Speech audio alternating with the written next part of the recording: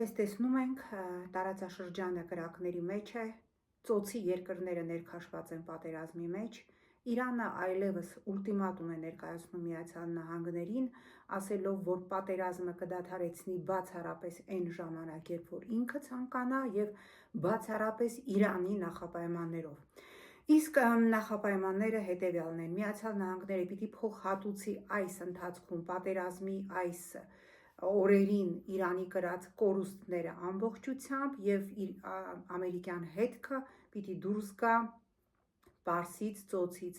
Իր հերթին Թրամփը այլևս սպառնում է շատ ավելի լայնամասշտաբ գործողություններով եւ հայտարարեց, որ այսուհետ ամերիկյան տանկերները, ռազմական նավերը կուղեկցեն Հորմուզի նեղուցով անցնող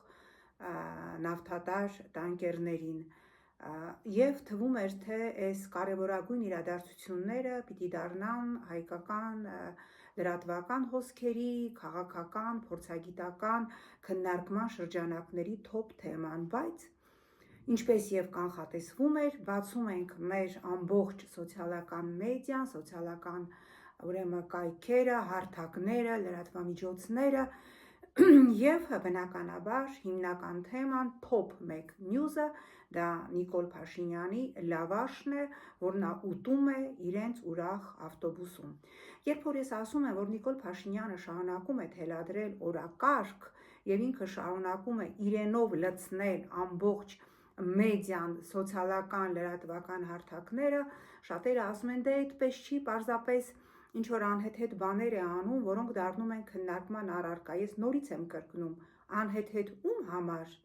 անհեթեթ ինձ համար,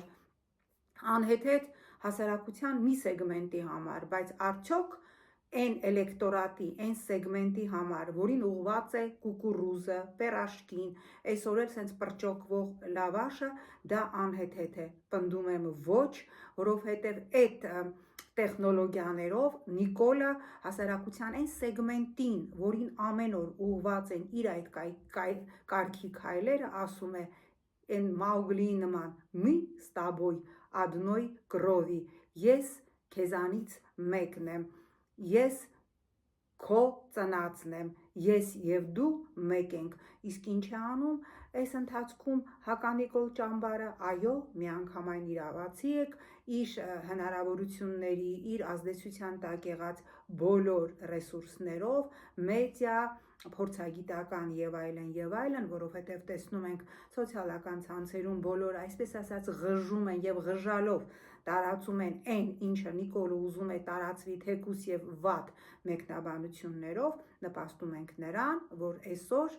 եւ երեկ եւ ցավոք սրտի նաեւ վաղը Նիկոլը շարունակելու է մնալ օրակարգ թելադրող։